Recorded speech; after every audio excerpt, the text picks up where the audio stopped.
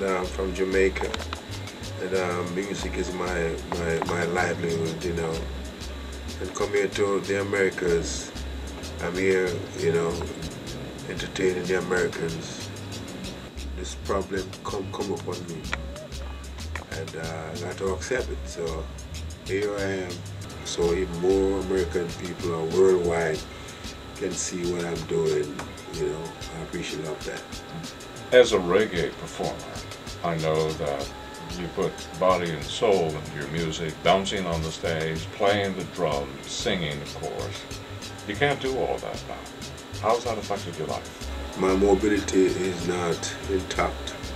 John, you, as a performer, played the drums, you danced, you sang, and you gave lively shows, and you can't do all of that anymore.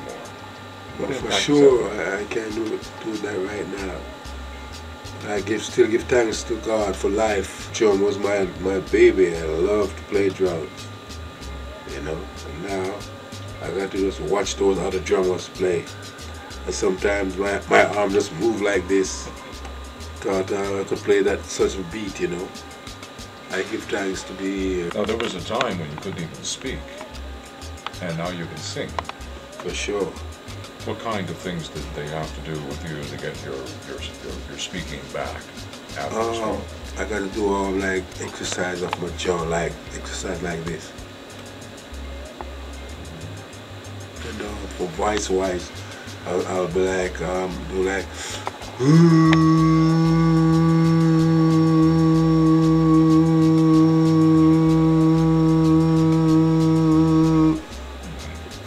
for minutes, you know, at a time, to help my lungs, you know, move my lips like,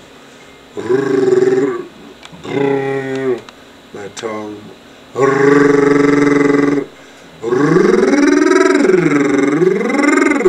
things like that, and my lips like,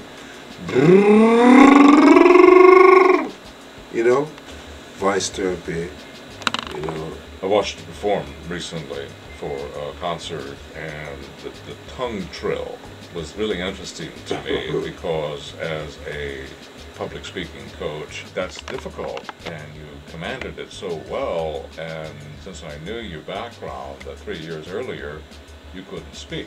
Well, that technique is also in the voicing exercise. Mm-hmm. You know, that's a singer does that.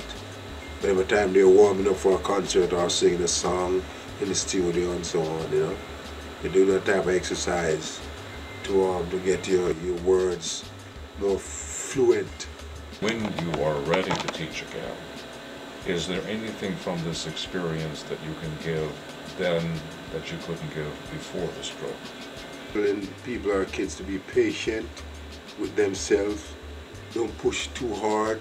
Just do what comes natural to you, and you know, just do what comes natural. I'd like to take you back to that day on the grapevine, and when you had the stroke. Do you remember what went through your mind at that moment? Did you observe what was happening to you? What's coming down the grapevine? My truck was driving pretty fast, and when I decided to make a lane change, and I was a third in the lane, and I heard this great big noise. That was the horn of a truck, right? It blew like bump, and I was scared. So I started looking in the rearview mirror, and I didn't sure which lane the truck behind me was in. So I get real panic, you know. So after I come down on the level ground now, still driving, I started to feel my left hand feeling cramp. So I started to knock my hand like so. I'm still driving, knocking my hand on my leg to see if I could get rid of that. And I noticed it wasn't going away. And it was increasing, moving up my arm. And let me feel real uncomfortable. So I have a little glance at the rearview mirror again, and I didn't sure of the vehicle behind me. So I said, no, this don't seem right. Something is happening to me. So I pulled over, pulled right under the freeway, turned, wind the glass down, trying to get some fresh air and so on. And around like 5 minutes time, I say, all right, let me try again. Start back on the truck and decide to move again. But when I was going out, I feel so scared. So I said, oh, this don't feel right. So by the time I drive around 500 yards, truck was blowing again and vehicle was blowing, and that made me real uncomfortable. My friend Steph was before me,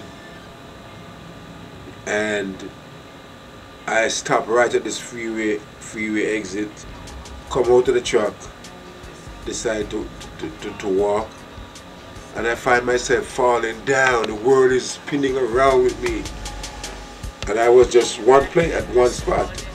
And it looked like I was spinning around, and the whole place was. And I started to cry out and I said, God, Jah, help me, Father, Jah, 3 times. And I fell down on the ground and I get back up, fell down again. And each time I just keep fighting with that power, you know, and God power. And after a while, around a minute or so, I feel kind of grounded like.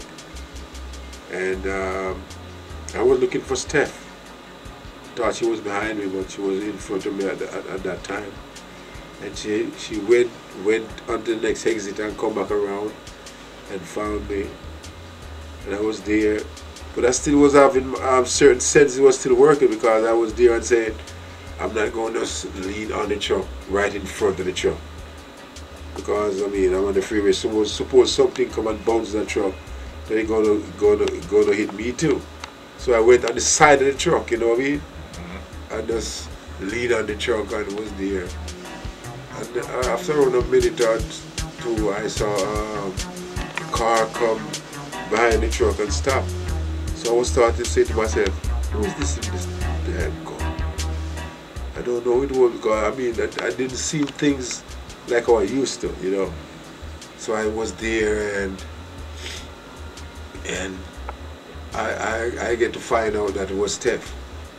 So I went to her car and tried to sit in the car, and I discovered that my left foot was weak, you know. I could hardly lift up my left foot to put in the car to sit down. You know, I read up on stroke, you know, the symptoms of stroke. So, and she decided to rush me to where we could get to a hospital, you know. But the guy, the clerk in the gas station called 911, and in no time, the ambulance was there. I give thanks for that. Yeah, I went to Mercy Hospital. I spent a week and a half in there. And after that, I came to Oakland Fairmont Hospital, where I spent 6 weeks, you know, with all these therapy and stuff. And I give thanks unto the Father, you know, saying when people, the nurses and the doctors are valuing me and so on, give thanks. Yes. So here I am. Couldn't talk plain. I couldn't even hear myself talk, you know. But now, it might be slow, but at least God showed me that there's some improvement. So I'm still here in life. Many of my friends passed away after I got this stroke. And I said I know I couldn't help them also, but they didn't get the help, or they was in that position like me. So I give thanks and so on.